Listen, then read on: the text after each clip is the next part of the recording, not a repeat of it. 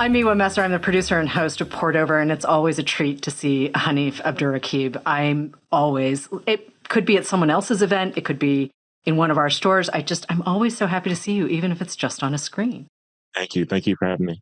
There's this new book, There's Always This Year, on basketball and ascension. Before we get too deep into the book, I'm going to ask you to sort of walk us through Columbus now, where you live. Yeah. Well, an interesting thing about Columbus now in 2024 is that it's a city that doesn't seem to know what it is aspiring to be. So it's aspiring to be the next, say, tech city or the next great food city.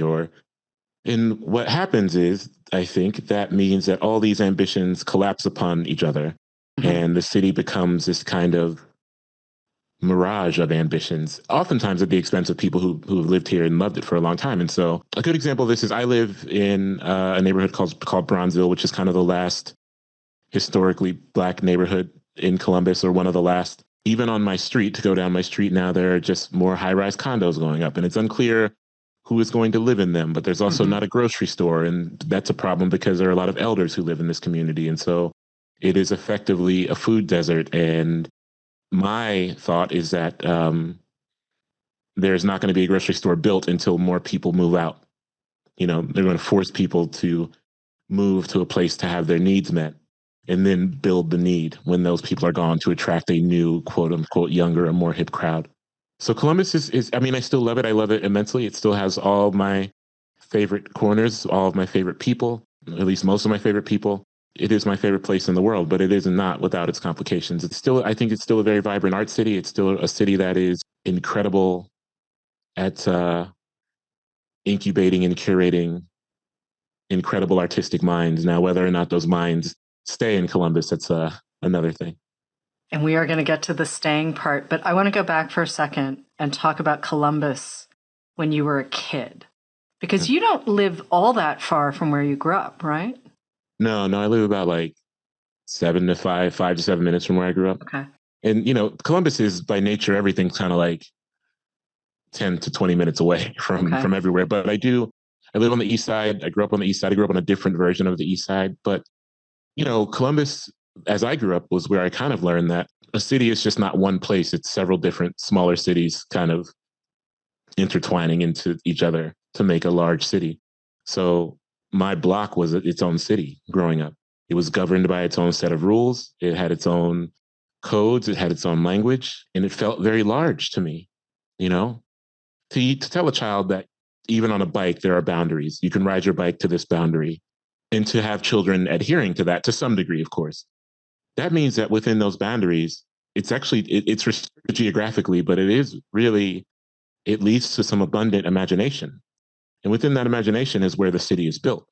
The city of the neighborhood, the city of the block is built. And so, the forest across the street from my house, that became another city within the city. It became a clubhouse. In the basketball court was definitely a city within the city. And the church with the big hill where my friends and I would ride our bikes down, that was its own city. There are these things where the boundaries of a place can define it, and the maintenance of those boundaries can, of course, entice and beckon and seduce a place into violence. But from a childlike perspective, the boundaries of a place really require rigorous imagination in order to survive. That is the Columbus that I knew earliest, was the Columbus that I had imagined, which in some ways is why the reality of the city is a harsh one, because it was a playground of my imagination for so long, and then it wasn't. This new book, basketball is a piece of it, but it's much more about, for me as the reader, memory and time and community and how place shapes us. I mean, the basketball parts are delightful, and you do structure it in a way so that we have, shall we say, markers of time that are familiar to anyone who's ever watched basketball, and I did really love that. But it's very much you. It's a mix of poetry and prose. It's really kind of sublime. I think that really is the word I'm looking for. And I'd heard that it had started with sort of based around LeBron James, but like you being you, it got bigger and deeper quite quickly. Yeah, I mean, the reality is I didn't really, much like A Little Devil in America, I didn't really know what I was writing until I started writing it. This is a book I wanted to write years ago. I wanted to write this book after They Can't Kill Us Until They Kill Us, but I didn't really know how to pitch it to anyone. I didn't know how to write it myself. You know, I didn't know. And to be honest, I really didn't know. I took this to Ben Greenberg at Random House with a proposal that was essentially the essay on He Got Game about my dad. That ended up in the book. And I think maybe a little bit of the section about LeBron James's hair. And that was all I had. And I told Ben, like, I think this might get different as I go because I'm not really that, I'm interested in LeBron James as someone who is defining Ohioan of my life, but I'm actually trying to get at something different here. These questions of time and mortality and memory and dreaming, to survive oneself, to say like, genuinely did not believe or have a plan to be alive after the age of 25. And therefore, every minute that I have outlived that impulse, it feels like it is steeped in gratitude, but also it's a bit frightening and it feels dreamlike. And it's hard to explain what that will look like on the page. It's hard to maybe put that into a book proposal. And so much like Little Devil, this kind of revealed itself to me as I wrote it. This was a bit of a cleaner process than Little Devil in terms of it being revelatory. But so much of this is the work of Maya Millett and Ben Greenberg, my editors at Random House, who, this is the first time I've ever done a second book with the same team. I've never had two books come out on the same press with the same team. And I think we just really figured it out. We just really figured out how to work. I mean, we worked well on Little Devil, obviously, but I think we unlocked something here. Editing is intimacy. It's a real level of intimacy. It's intimate even if it is you alone in your home. Because the work of editing essentially is looking into a mirror or having a mirror held to you and having someone, even if that someone is yourself, point out all the potentially displeasing things about that reflection, right? Especially when you're writing with the self at the center. To build this intimate relationship with Maya and Ben, it was seamless because the way this book was, this book, its first draft was like, I'd have to fact, I think it was like 117,000 words or something. And we ended at maybe like 90,000. And so and it happened just so smooth. And that doesn't happen if you don't have a relationship, an editorial relationship that's really thoughtful. I feel like with you too, and I've read you across your different imprints and different projects and different editorial teams and whatnot. It also feels like you are always interrogating, albeit politely, interrogating mythology. Yeah. And that that's always the starting point, where regardless of where we end up, whether we're talking music or film or our culture and our society, where we are, we always start with the mythology. And that's whether it's family or place or, in this case, sports. But I think about your music criticism, and there's always a lot of love, don't misunderstand me. But in order to be intimate with yourself and the work and everything else, you have to have this starting point. And I think it happens in your poetry too, or at least I feel like it does. Certainly in this book, the poems that are in this book, without a doubt, there is an absolute, like, here's the starting point. This is what we've been told, and it's kind of wrong. And we're going to go from there. So in terms of the structure of this book, the essays, and you have sort of walked us through the editing process. But in terms of the structure, are you pulling pieces that had been written over time and then figuring out how they work together? Because this is a really seamless read. And it's not just because you have the great time markers and all of that, but I'm watching you evolve on the page in a way that I don't necessarily feel like I've seen in earlier work. That's really kind. Yeah, thank you. I think it's because this is the first book that nothing in this book had been previously published. It was all kind of, except for one thing. The White Men Can't Jump essay had been previously published in Paris Review, and I kind of wrote through it differently. But I was figuring it all out in real time. And the book it's comforting to hear that it's seamless. That too is, the book was once backwards, timeline-wise. It flipped, it once began in 2016 because I was trying to do this kind of like unraveling of the myth of what it is to be a champion. But then I realized that was one thing too many. And I think I went into this book saying, I just really want to go for it. I want to do something. I'm obviously a large music fan, and I really admire when a band, like let's say Fleetwood Mac in between Rumors and Tusk, right? if Fleetwood Mac wanted to, they could have just made Rumors 2, and it would have been, people would have loved it. They would have been happy with that, and it would have sold 1 trillion copies again. And I think everything I've written since They Can't Kill Us Until They Kill Us is me being aware of the fact that I could just write They Can't Kill Us Until They Kill Us Part 2. I could do that in like 2 weeks, and Random House would, be satisfied at least, and they would take it and it would do okay. But I really admire artists who just decide to every time out say, well, I'm going to go for it. And so I think that my mentality was, I'm going to make the hardest throw possible. But then when Ben and Maya and I read through the book in its kind of inverted state, we were kind of like, no, let's flip it around. And then you can really kind of play with this. You can play with mythology in 4 different ways instead of asking people to track through. When it was in its kind of reverse form, there was a lot of having to backtrack. There was a lot of reading, and not in that pleasureful way where you're like, oh, this image is coming back to life. It was like, I lost a story and now I need to go back and refine the story. Even just the act of flipping it around and then segmenting the chapters or segmenting the quarters meant that, I can play with 4 different types of mythology, or technically 3 because 2 of them are geographical, city and city, but play with those in a real way. And not even, sometimes it is what we've been told is not what the reality is. But sometimes it's just like, there's something even more miraculous beyond what we know. And I want to get there. And even if I don't get there in the work, I want to lay down a blueprint so that I can perhaps have this eternal obsession with getting there, however long it takes, even if I don't come to the conclusion in this product of text. Witness is a big piece of the work you do, bearing witness, witnessing other people witnessing. And one of the things you say in this book is, what does it mean to be a witness in a country that really wants to forget? Have you changed the way you see the role of the witness and see yourself as a witness? I mean, because they're not necessarily exactly aligned, but having written this book now, has that changed for you? I think so. I mean, broadly, I've always been a bit skeptical of the utility in active witnessing. I think to bear witness should open at least some doorway to action. But I also think that, some folks are satisfied with witness as an inactive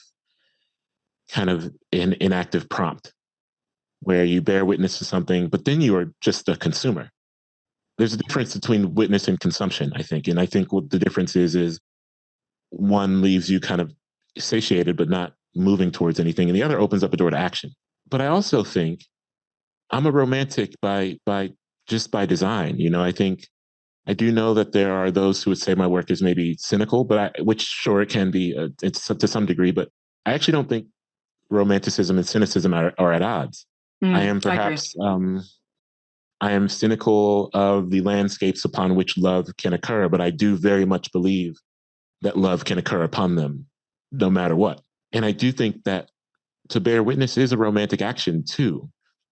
And I think there is romance in a somewhat stagnant witness. To slow down time, for example. To slow down time is an action, right? So to say, I'm bearing witness and I want to slow this moment down, and at least on the page, I am capable of doing that for you, the reader, and for myself. That is an action that I think satisfies a romantic witness for me, a moment of romantic witness. So I think there are 2 things at play in this book. There's that scene where I kind of retrace the Dick Snyder shot multiple times. And it's because I've watched that shot 1,000,000 times. I've just watched it on YouTube so many times. And that obsession, and I remember when writing this book and watching that shot, I have multiple monitors on because I'm that kind of person, I suppose. I had that shot on this monitor, on this far monitor here, and I had it paused and I looked over and it was that exact thing where I looked and I thought the ball looks like the sun setting against a blue sky. And I thought I would have never, without careful, thoughtful, even sometimes accidental, because I was legitimately just like, I paused it at a point. Even accidental witness done out of care can lead to some really romantic inquiry. And that inquiry can show itself on the page really well.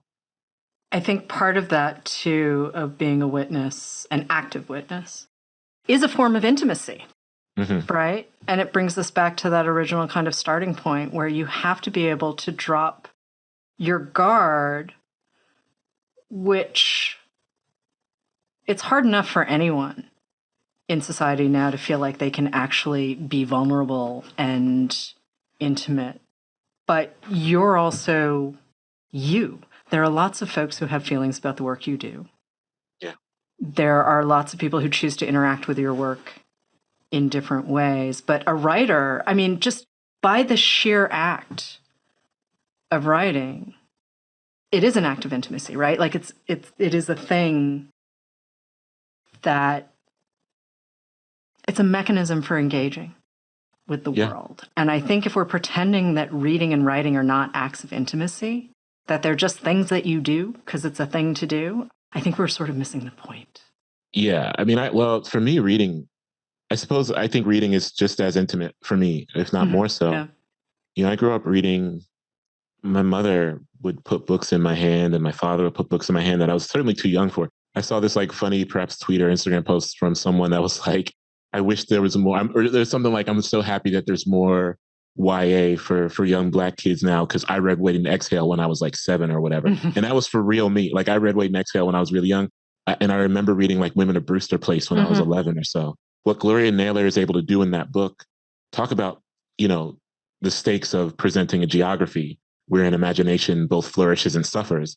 Women of Brewster Place is very much embedded in There's Always This Year. I went back and read it during the writing of this book because that was a book I read as a kid that I think taught me about the intimacy of a constrained place, for better or worse. And so I think reading is an intimate act, but I also think that what I am attempting to do in my work is present a version of myself that is steeped in gratitude for having survived and is also immensely aware of the fact that I don't have an infinite amount of time. And that for me turns me towards a vulnerability because I am not necessarily racing against an invisible clock, but I am aware of the clock. And I'm aware that I will never have enough time to say everything I would like to say to everyone I'd like to say it to.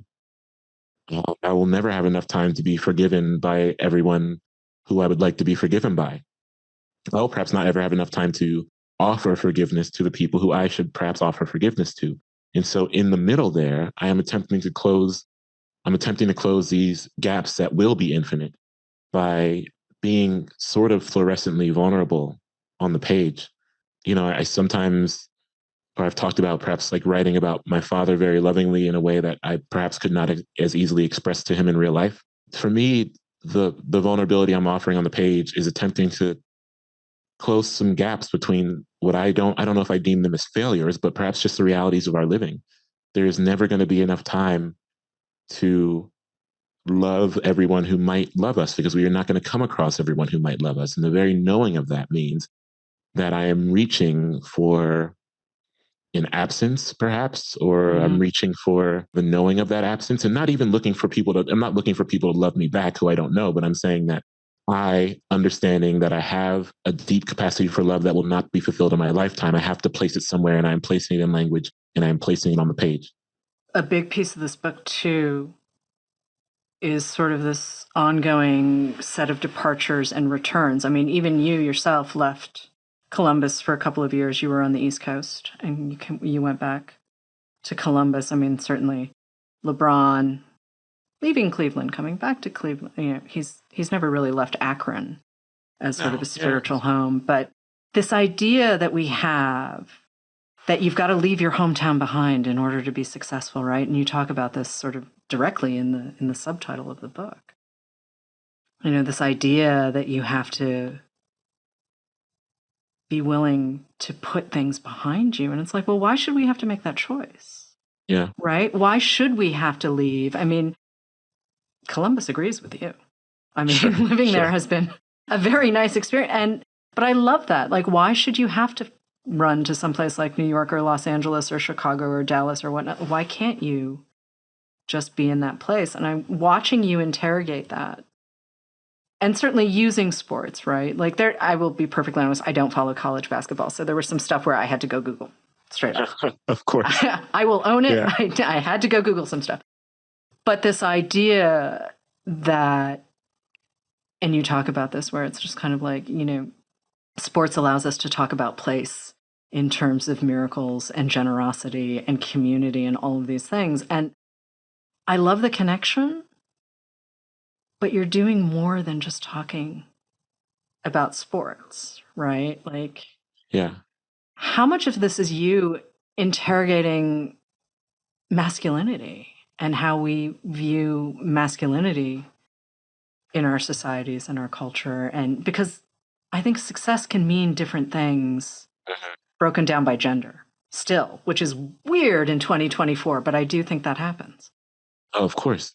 Yeah, I think there are some things I was doing during writing Go Ahead in the Rain where I was trying to knock on the door of complicating relationships between masculinity and affection. And it's funny, I mentioned my father, and I mentioned my father in part because, you write a book and you think it's about these container of things that you've decided on.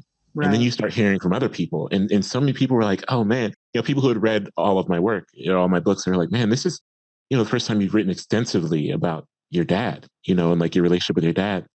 And so I think even subconsciously, I'm trying to reckon with and reconcile in the book both the consequences of the boy/young man I was on the realities of the man I am now, and how I see that reflected in a man who has been vital in my life, for my whole life, and whatever our shared intersections and complications and joys may be. And so, yeah, there's some of that unraveling. And also it's an unraveling of what it means to quote unquote make it. And that is a very gendered question as well. Right. And for me, it's not just about like who stays and who leaves, but when we talk about like what it means to leave and make it somewhere else, I think it requires unraveling what making it means. So sometimes I think unraveling what making it means means to unravel who you are and where you're coming from. For me, when I was unhoused, making it meant just having enough money to get enough food for a couple of days. If I had enough money to get like some McDonald's dollar menu stuff for a couple of days, that was making it. And I didn't have to go anywhere to do that. I could do that right where I was. But, my niece is a very good basketball player. I'm actually going to see her play in the state championship tomorrow in Indiana. It's been so interesting to hear my brother kind of talk about, she's a junior, she's 16, and to hear her talk about this kind of futurescaping plan of, well, the WNBA is maybe on the table, but she wants to be a sports journalist because she's deeply aware that WNBA players aren't compensated well enough. And so there's a question of, even in this sport that she loves deeply, the question of making it is divided into, can you make it? Can you actually survive while playing at the highest level that is afforded to you in the United States, at least? These are complications that it's hard for me to consider. Right. In real life, not on the page, just like in real life. But yeah, I mean, the book is also, it's just orbiting that grand question of what it means to make it. And if I am honest about what it means to make it, then I can be directly more honest about staying versus leaving. And what you're saying too is making me think of another line from the book where you're talking about home isn't a choice that one makes. Home is a set of circumstances. Sure. Success is a set of circumstances, right? Yep. Making it is a set of circumstances. I think it would really benefit all of us as a society and as a culture if we were to think more about what those circumstances mean. I mean, we've ascribed so much morality to circumstance and systems. Of course. Yeah. And part of what I'm hoping happens with readers of There's Always Next Year is that we might actually pull in some people who have not necessarily been in a position to have these kinds of conversations or ask these kinds of questions. And we might be able to do it because there's a little bit of basketball and a little bit of movies and a little bit of music. I added some stuff to I have this sort of epic playlist going because it's just easier to add stuff to the playlist. Right. I'd gone back to They Can't Kill Us Until They Kill Us because it had been a minute since I'd read it. And there's a new 5th year anniversary edition that came out. And I wanted to play a little bit. But then I find myself adding songs by Future and Mobb Deep and My Chemical Romance. And it's like, oh, here's this whole bit of Hanif in my playlist. Yeah. And it was kind of fun walking to work listening to it because it's such a wild mix. I mean, there was a little Fleetwood Mac in there. And I love the way you approach influence and pulling from all of these disparate places, right? I just read anything I see your byline attached to because I'm like, I have no idea where it's going to go. I'm going to have fun. Yeah. I am going to end up asking questions that I might not have been prepared to ask myself. And you have this riff in the new book about hustling, and you connect it to intimacy, and you connect it to nostalgia. Suddenly, I'm thinking about a hustle in a totally different way. You're talking about hustling and how, well, it's not an intimate act, but there's a layer of intimacy. Oh, for sure. To it. And I'm thinking, right, because you get hustled because you want to be part of something that's bigger than you. You want to belong. You want to, whatever that thing is, right? You get taken in because you want to believe. Yeah. And if you are a hustler, it requires a level of knowing. Yeah. It requires a level. The best hustlers are people who very quickly can know how they can find an entry point into someone, who can pinpoint what someone's desires may be, pinpoint where someone feels they are lacking emotionally or from a desire standpoint, and then take advantage of that. And I mean, I have to say this in the book. I fall somewhere in the middle. I don't praise all hustles, perhaps, but I do admire a hustler to some degree. I think we as a culture certainly admire hustlers. Yeah. Well, depending on who they are, depending on who's doing the hustling. Right? Yeah. But you do have this line, nostalgia is a relentless hustler. I love this line. I think this line is it just captures everything, because nostalgia, right, is one of those things you can either sort of appreciate and enjoy. And, we all have fond memories of sort of where we grew up, or, ice cream in the summer or whatever. And then nostalgia can be weaponized. Of course. I think nostalgia requires a critical lens. It requires the critical lens is the engine of nostalgia.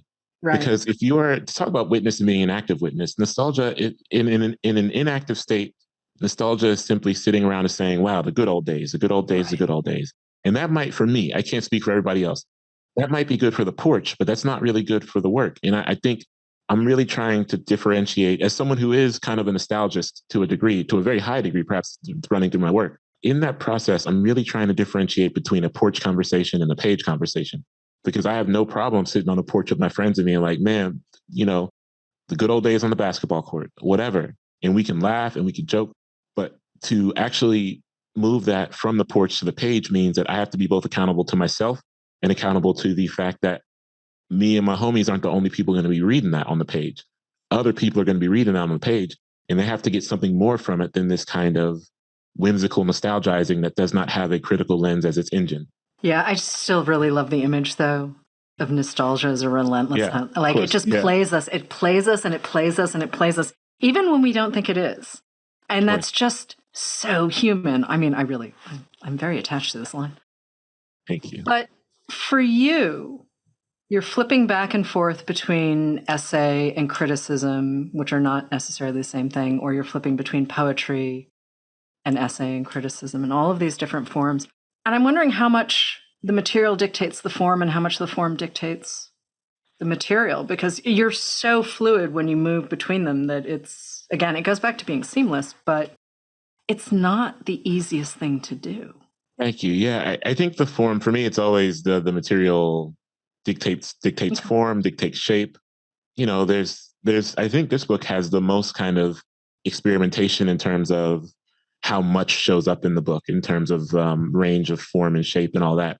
Mm-hmm. All that's dictated by what the material is asking. Sometimes sonically too, what sound is demanding, but a lot of it's all going to be dictated by the material and the kind of sub-material. Because a lot of it is me, genuinely, the draft phase for me is kind of, everything is kind of being revealed as I go. I'm genuinely entering several rooms and I'm feeling around for a light switch, and then I find it, and then I find another door where the lights are off and I have to feel around for a light switch.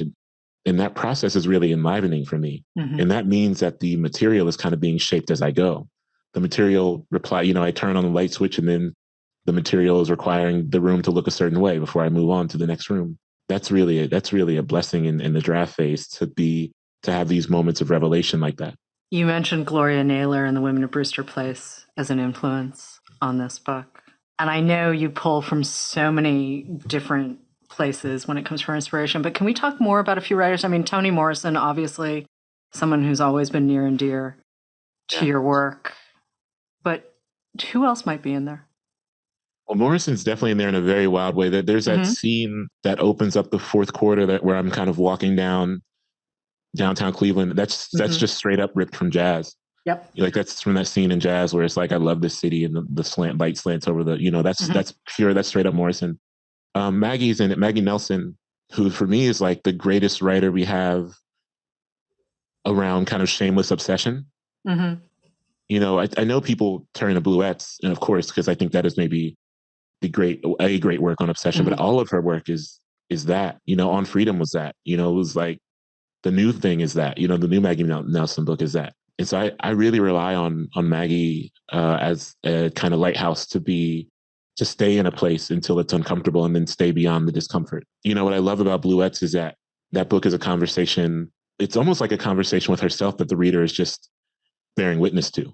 Because so much of that is internal. So much of it is her kind of like, I am aware that I have stayed in this place too long and it's uncomfortable even for me, but we're going to keep going. And so I needed that. There's a whole lot of Virginia Hamilton, another Ohioan who wrote The People Could Fly, who's also referenced in the book, because I think like there's some fable and fairy tale in the book too that I think is inspired by Virginia Hamilton. There's Walter Dean Myers, who the book Hoops was the first book about basketball I ever read that I really loved. And so I think Walter Dean Myers is kind of embedded in there. There's, you know, in terms of direct contemporary peers, there's a bit of Jason Reynolds, who is someone I love because of how effectively he can just slow down a moment. You know, I forget which book it is of his that has that scene where it's like he's just kind of deconstructing a school bus. I think it's maybe This Way Up. It's like deconstructing a school bus and giving all these like sub definitions for what a school bus is. That is happening in this book. Like there's something I lifted straight from that in a way. The poet Gabrielle Calvacaresi, who is also in these kind of the moments in the book that feel more colorful, where images may be driving more than anything else. That's definitely Gabby. You know, it's just littered with all these kind of these influences. There's to some level of musical influence. Brian Wilson's in the book. I mean, I was listening to the Pet Sound sessions really religiously and relentlessly when working on this book. And I love the Pet Sound sessions so much. I love Pet Sounds as an album. I think that's, you know, there are rare albums in the American music canon where I am like, this is exactly as good as everyone says it is. And Pet Sounds, you know, Pet Sounds to me is truly one of those ones. And the Pet Sound sessions is so informative for me as a creative person, because I don't know if you or people listening will notice, but that album was called Pet Sounds because Brian Wilson was literally hearing differently. His ears were aligned differently due to like a head injury he had. So he was hearing the world differently than everyone else. He brought in some of the best session musicians alive at that time. And he had to explain to them what he was hearing, even though they could not hear it that way. And they just had to trust him. And so there are these points in the Pet Sound sessions where he's like making noises with his mouth that are really indecipherable to any instrument that could be played at that point. And people were they were taking the leap with him until something got formed, until something was unlocked. And that was so vital to this creative process, because there was so much of this in the draft phase where I was straight up saying to myself, I've dreamed this, I've seen it, I've seen this book come to life, and I actually just cannot render the dream clearly. And that doesn't mean I'm failing. It just means that I have to convince my waking self to get a little bit closer to what my dream state has experienced. And that just takes a continuous leap of faith in a lot of rewrites and all these things. And so the Pet Sound Sessions is it's a text. It's like a text on editing. So that's in there. I think Tracy Chapman is always present in my work. I adore her writing, and she's present in my work. So yeah, I mean, I could keep going. It's just a massive, massive list, but truly Gloria, Naylor, and you know, Morrison always, but I think Morrison specifically in this book. I mean, there's stuff that I really just kind of, I don't know if I like straight up stole it or whatever, but there's stuff that is really like mirroring jazz. I had just reread Jazz, prepping for a different conversation, but I just reread it in December. So when I sat down to prep for this, I was kind of like, I feel like I've been here more, you know, as an homage, not certainly. But I also had a moment of the opening of Another Country, as Rufus is sort of cruising through Times Square and doing his thing. And I mean, and that's, you know, everyone has feelings about Another Country, but it's a book that I remain very fond of. Do people not like Another Country? Do people not like that? There are some people who feel like it's flabby towards the end. The kinetic energy of that book is not something that I'm going to be picky about. To me, the experience of that book is more important than sort of, I mean, maybe, okay, I'm still very happy with it. But I love the movement that happens with you when I'm reading you on the page. And I never feel like I'm in a static sort of, I don't know. I mean, I'm watching you on Zoom and you're not like bouncing up and down. It's not like you're not sitting still, but there's an energy to you on the page that I don't get with every writer. And, you know, I feel that way about Morrison in many ways. I certainly feel that way about Baldwin. And I think being able to connect with that is kind of important to understanding you. I think so. Yeah. Okay.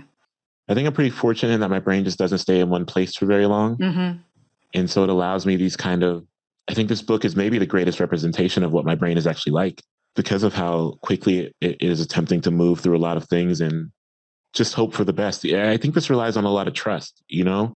This book, more than any other, I think has relied on, you know, I need to trust, to surrender and trust that readers will be able to follow me. You know, I do think, I mean, it's, you know, at this point, so secret, I'm very inspired by Toni Morrison and Baldwin to a degree. And Morrison is, yeah, you know, not, I think, only the greatest writer of all time, but of course that means that to me, she's the greatest Ohioan who's ever lived.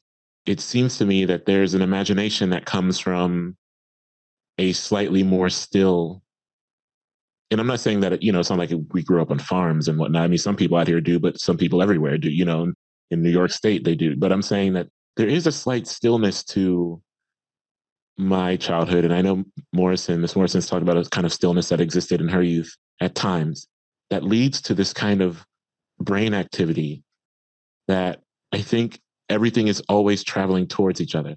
So there's a lot of things happening in my head at any given time, perhaps too much, but everything feels like it's traveling towards something. And it requires movement. That's not, to me, that's not painful or agonizing. It's playful. It's an opportunity for play. It's a Rubik's Cube. You know, essentially it's kind of working on a Rubik's Cube. I mean, for me, when I'm reading you too, it feels a little bit like you're always in conversation, right? Like there's a cadence to conversation. There's a musicality to conversation. There's a flow to conversation, but you're always in conversation with the art that came before or the music that's happening now, or even a sports play that I may have had to go Google. And certainly an ad I had to go Google. I was like, I don't remember that. I tend not to remember ads except for like the Apple ad in 1984. Wait, is it the Nike commercial? Yeah, it is from 2014, and I had to go. But you're not alone in that. No one remembers that. And I feel like, so I just did a reading in Ohio where I played it. I played that ad on like a projector before I read that part. Okay. And this was a room of like 150 Ohioans, and no one remembered. Maybe one person remembered. No one remembered it because it only got played maybe once. It got played that one time and then never again. So, you know, I remember it, but I also think part of me writing that stretch of text is like, I would probably not remember this had I not been in Connecticut and been longing for home. I don't think I would have actually remembered that commercial. So you were not alone there. I think most people do not remember that. And my first thought was, wow, LeBron looks so young. So young. He looks so young. You can sort of see the echo of, you know, the guy we get to watch play now.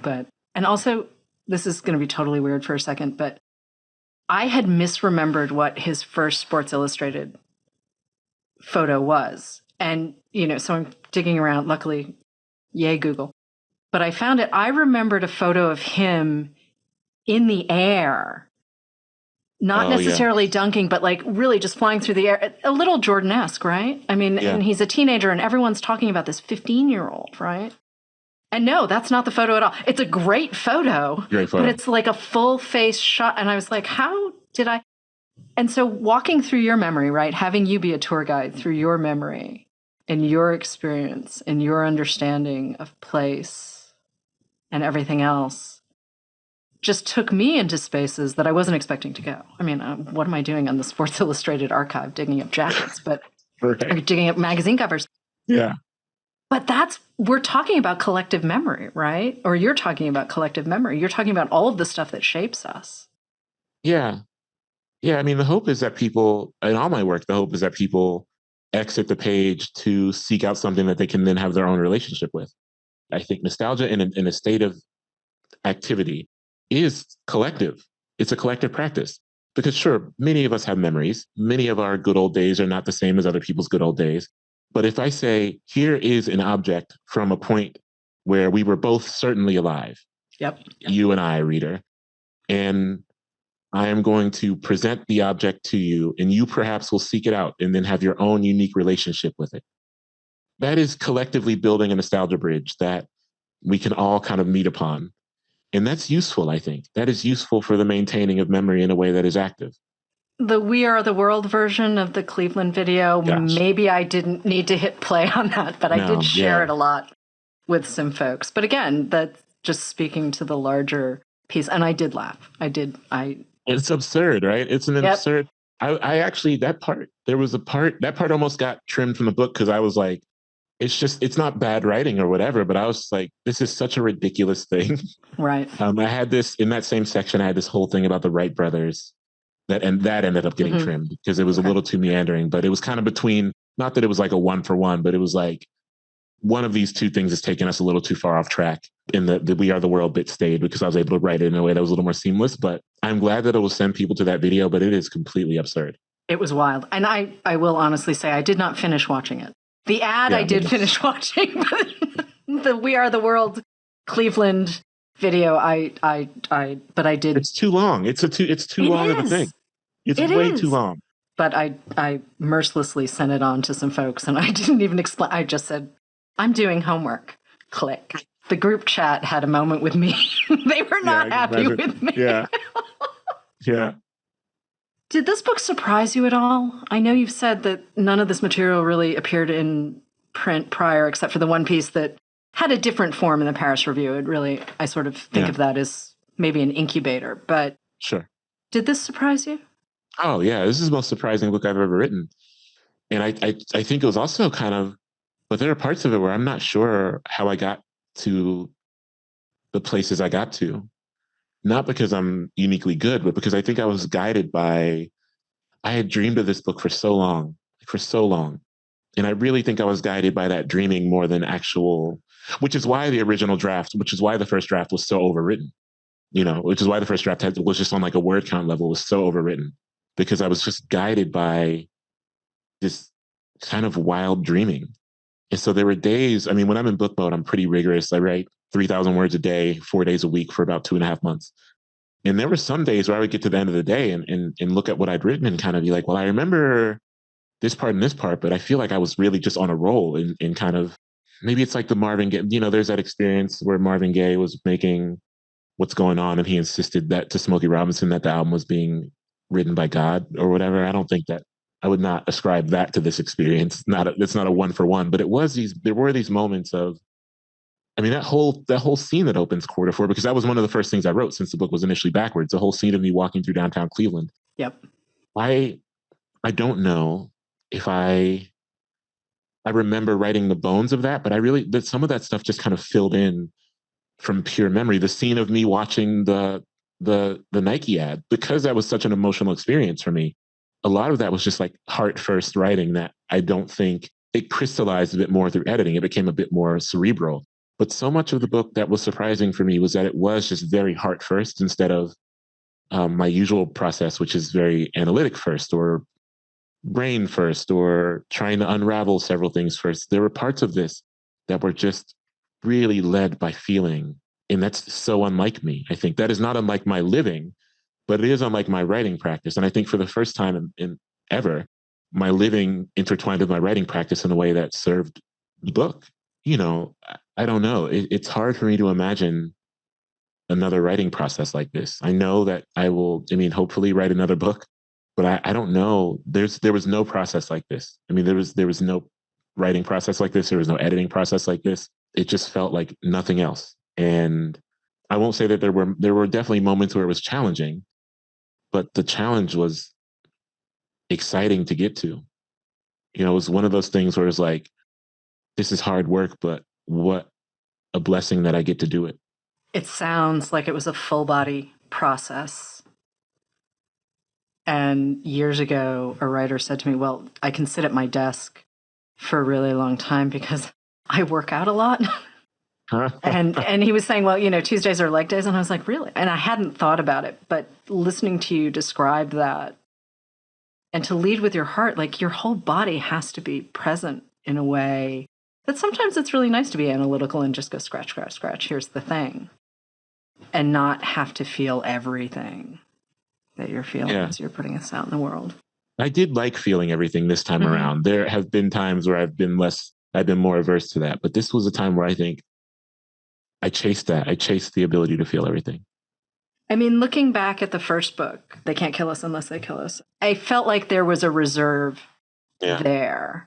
And that's partially you, I think. And that was also partially you getting established. I feel like, I know it was your first book, but I feel like I had seen your byline. Like, I knew when the book was coming out, I'd seen your byline before. I had read plenty of the pieces, not all of them, but I'd read plenty of stuff.